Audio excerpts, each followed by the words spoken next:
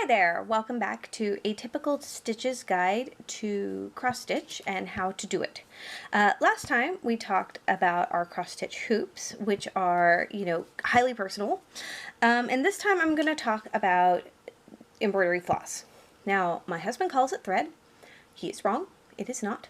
That's because thread is single strand. In fact, I've got some thread lying around to show the difference. So here I have a spool of thread. I do all kinds of fabric art. I started out sewing. And you can see here it's just one strand of thread. That's all it looks like. That's it. Now embroidery floss is made up of 6 strands that can be easily separated and used. And I'm going to get onto this a little bit more in the next video because I don't want to spend too much time on the strands when I want to talk about floss. But that's the main difference. So if you're trying to figure out why your thread section doesn't have the colors that are mentioned in your chart, that's why.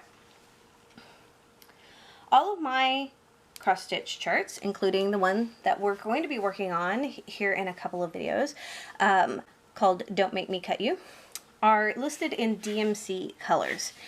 And for those who don't get the kits, that's because I get some confusion. DMC is a brand.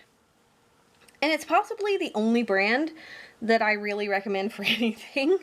DMC makes embroidery floss. And here is a section of embroidery floss that we'll be using for the chart that's coming up. You might notice that some of the numbers here are different than the chart if you're following along, and that's because nothing's available in COVID supply times. So I've made some substitutions, which is really, really great that you can do. So DMC is a brand. They are not paying me to make this video, nor are they paying me to use their embroidery floss colors on my charts. I just like them. There are a couple of brands out there. DMC, Anchor are the 2 big ones. In fact, there's even a color conversion out there for if you really want to use Anchor threads, Anchor thread floss, you can do that. Embroidery floss comes in skeins, and those skeins are 8 meters or 8.7 yards long. That means in this little tiny bundle, there are 8.7 yards of floss.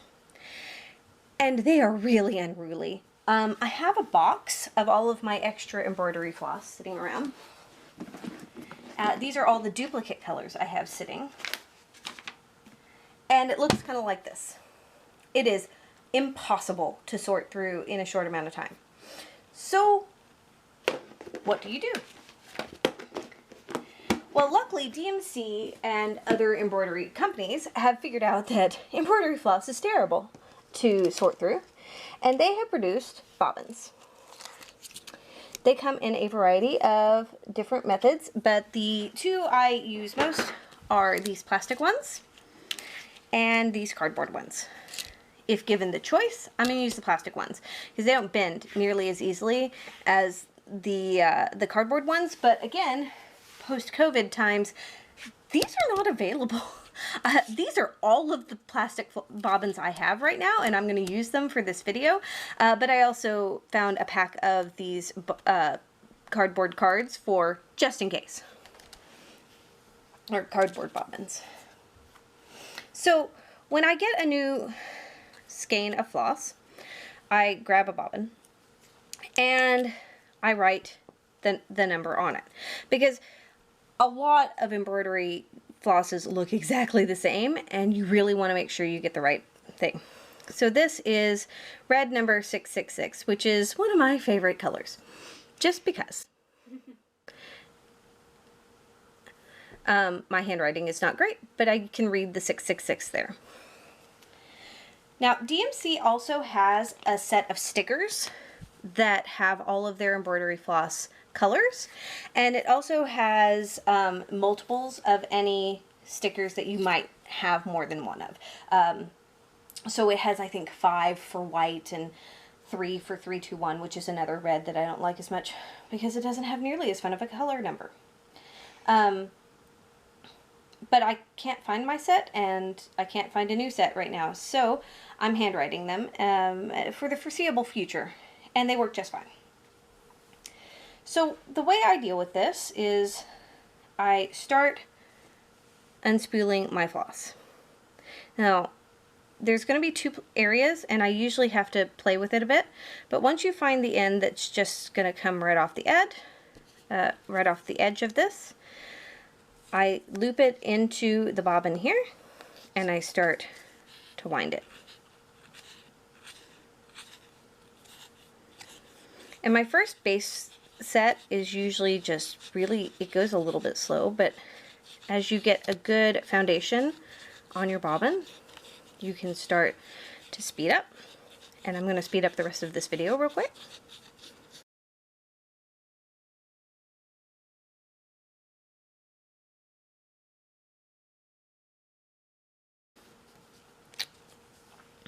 Okay, here you can see that there's been a little bit of a knot situation.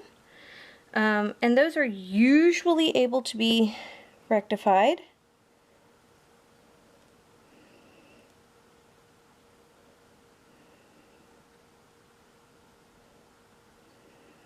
But not always.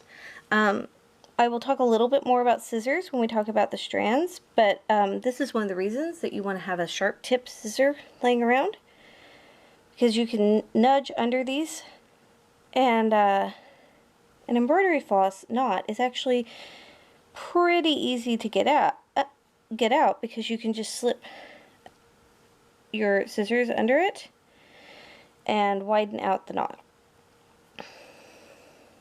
Now, I said usually, not always, because there is always a knot that you're like, well, nope, I'm done with life.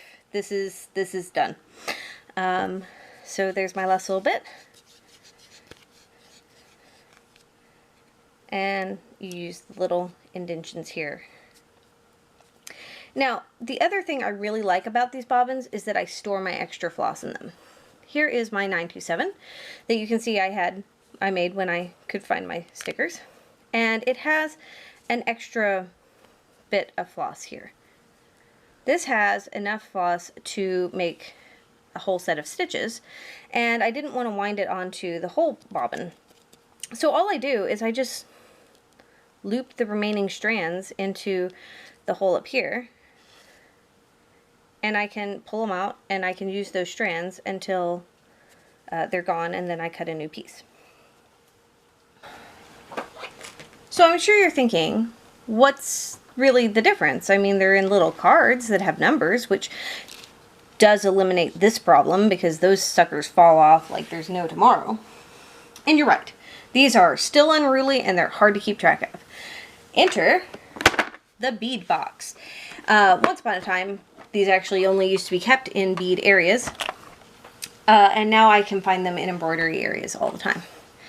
So, oops.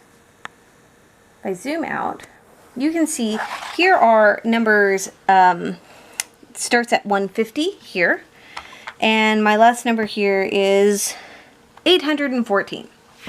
Oops, you can't see that. 150 to 814.